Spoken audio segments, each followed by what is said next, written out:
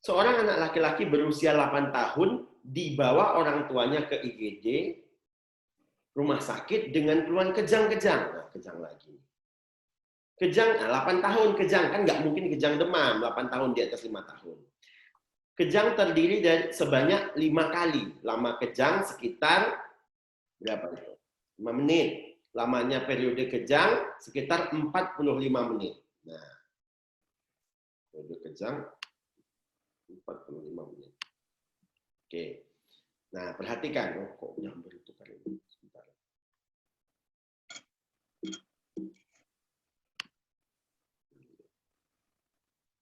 Nah, pasien belum pernah seperti ini sebelumnya.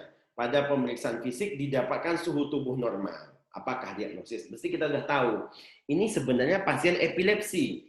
Karena kejangnya sudah sering. Kan seminimal 2 kali kejang. Cuma masalahnya, lamanya ini, ya, lama kejangnya sudah mencapai lebih dari 30 menit. Semua kejang besar dari 30 menit sudah boleh dikatakan sebagai status epileptikus. Ingat, walaupun istilahnya status epileptikus, dia tidak harus epilepsi ya adik-adik ya. Semua kejang-kejang apa saja, apabila lamanya lebih dari 30 menit, kita sudah golongkan ke dalam status epileptikus, yang mana ini merupakan suatu kegawat daruratan. Ya. Nah, bahasa lain dari status epileptikus adalah ya, kejang panjang. Kejang panjang. Apa itu kejang panjang? Jadi kadang-kadang di soal tidak disebutkan tentang lamanya, tapi dia mengatakan kejang tidak sadar, kejang lagi. Jadi ada 2 kejang diikuti periode tidak sadar. Nah, ini namanya kejang panjang. Ini juga status epileptikus. Tanpa dia menyebutkan waktunya, kita sudah jawabnya status epileptikus. Ada orang kejang, berhenti kejangnya, tapi dia tidak sadar. Artinya, di dalam dia tidak sadar itu, dia kejang. Namanya kejang apa? Status epileptikus non konvulsif namanya.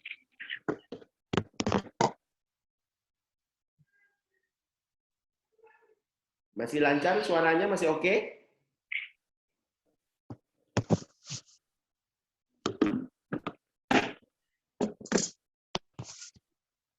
Oke, kita lanjut ya. Berikut soal nomor 10. Nah, ini. Seorang bayi laki-laki berusia 3 hari dibawa orang tuanya ke IGD dengan RS dengan malas menyusui sejak 1 hari yang lalu. Nah, dari anamnesa didapatkan bayi lahir menangis di bidan secara normal per vaginam. Segera menangis, BBL 2400, PBL 45 cm, lingkar kepala 31 cm, kesan mikrosefali dengan keluhan tambahan. Apakah penyebab kelainan yang dialami pasien? Nah, tadi saya sudah singgung. Mikrosefali itu merupakan ciri dari beberapa penyakit. Nah, penyakit yang paling sering bikin bayi mikrosefali pertama adalah infeksi CMV pada kehamilan. Dan TORS secara umum ya. TORS. Nah, ini adalah CMV. Memang ada penyakit lain seperti fenilketonuria itu juga bisa menyebabkan mikrosefali. Tapi karena tidak ada di dalam opsi, kita sudah tahu dia murni mikrosefali, ini kita langsung jawab infeksi sitomegalovirus.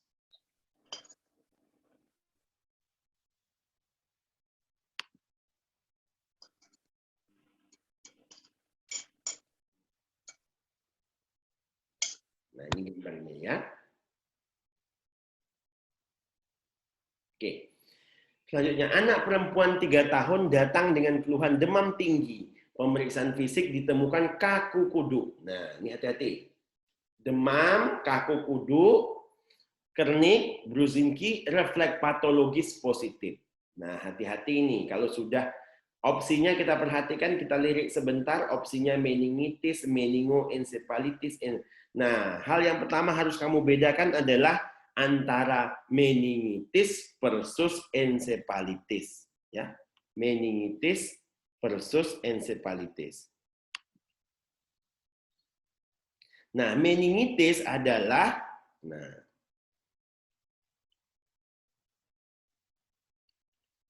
infeksi pembungkus otak, maka dia adalah tandanya meningeal sign.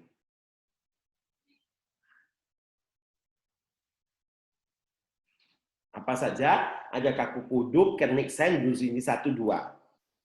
Ya. Nah, apakah dia melibatkan otak, encephalitis? Perhatikan. Meningitis bisa merambat ke dalam, menyebar ke dalam, menjadi encephalitis, menjadi istilah meningoencephalitis. Maka bukti encephalitis adalah kalau dari gejala ada bukti keterlibatan sistem saraf pusat, keterlibatan otak. Contohnya ada kejang, ada gangguan halusinasi, ada kelumpuhan. Kalau tidak ada itu berarti tidak terlibat. Bagaimana dengan penurunan kesadaran? Penurunan kesadaran bukan merupakan tanda pasti dari encephalitis. Karena meningitis murni bisa mengalami penurunan kesadaran. Nah, kalau dari tanda, refleks patologis. Refleks patologis adalah pertanda dari, ini refleks patologis ini adalah bukti, ya. Refleks patologis adalah bukti dari adanya keterlibatan encephalon otak. Jadi kalau dia negatif, berarti otaknya aman. Berarti inilah meningitis murni. Nah, berarti jawabnya A, B, atau E. Yang C sama D salah. Cuma masalahnya etiologinya apa? Nah, dia juga menanyakan etiologi, antara virus kah, bakteri, atau TB. Nah, ini kita tahu dari mana? Kita tahu dari hasil pemeriksaan liquor cerebrospinal, yaitu tentang komposisi protein, glukosa, dan leukosit. Memang ini terus terang harus dihafal, ya. Jadi yang mencolok adalah di 3 komponen ini, protein, gula, atau kebetulan warna LCS tidak ada. Warna LCS juga cukup kuat untuk membantu kita menjawab apakah itu jernih, purulenta, atau santokrom. Nah, karena tidak ada warna, kita berfokus pada leukosit. Coba perhatikan. Khas pada bakterial adalah apabila terjadi peningkatan leukosit, tapi dominan polimorfonuklear atau neutrofil. Ya, polimorfonuklear atau neutrofil. Nah, ini jelas yang dominan adalah limfosit, berarti bukan bakterial.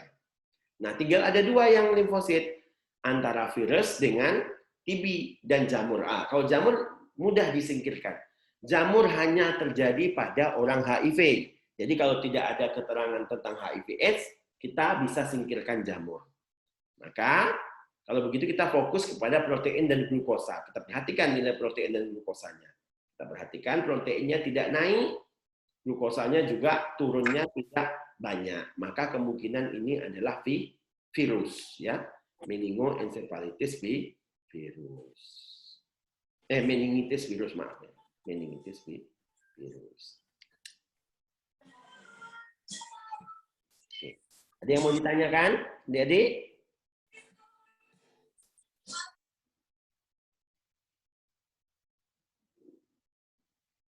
Oke, lanjut ya.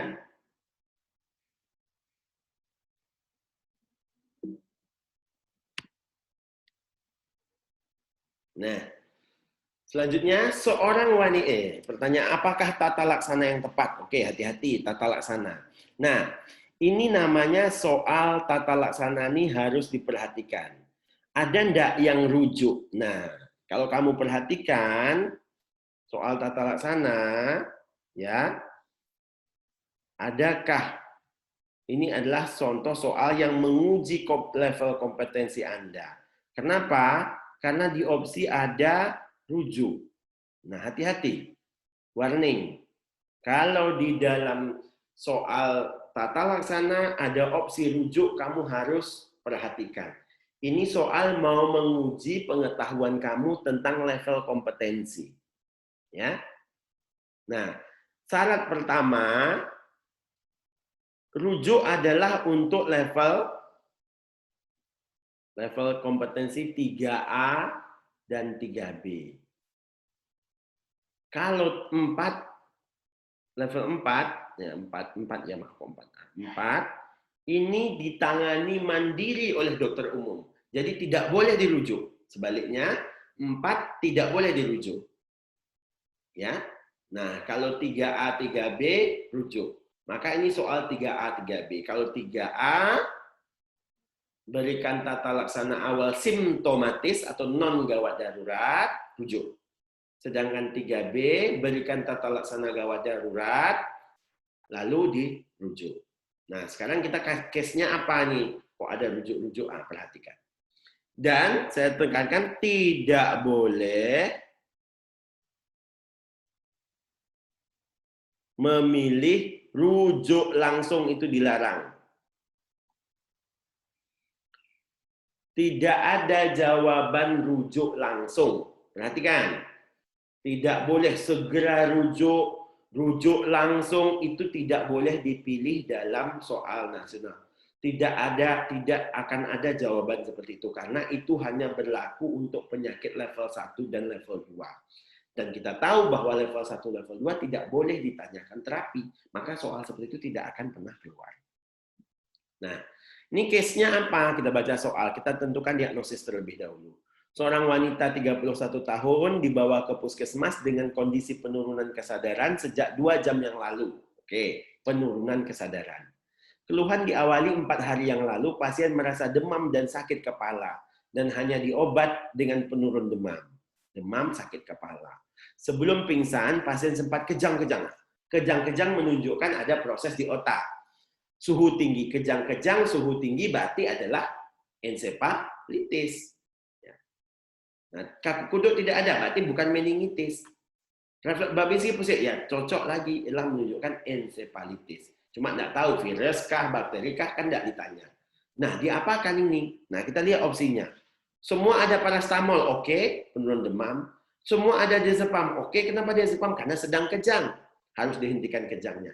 Yang bedanya berikut, ada rujuk langsung, ada kasih asiklovir, ada ceftriaxone. Nah, perhatikan.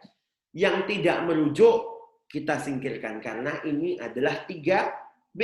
Ensefalitis adalah 3B. Maka harus dirujuk. Tidak mungkin nggak dirujuk. Karena bukan kompetensi kita. Nah, masalahnya obat sebelumnya apa? Apakah paracetamol plus diazepam? Ya, apakah paracetamol plus diazepam rujuk? Apakah paracetamol, diazepam, atau ceftriaxone? Ini maksudnya, bukan ceftriaxone. Ceftriaxone adalah tata laksana definitif. Jadi, yang namanya tata laksana awal tidak memberikan tata laksana definitif. Maka C jadi salah karena ada ceftriaxone intravena. Yang kedua, puskesmas, perhatikan, datang ke puskesmas itu tidak ada intravena ya.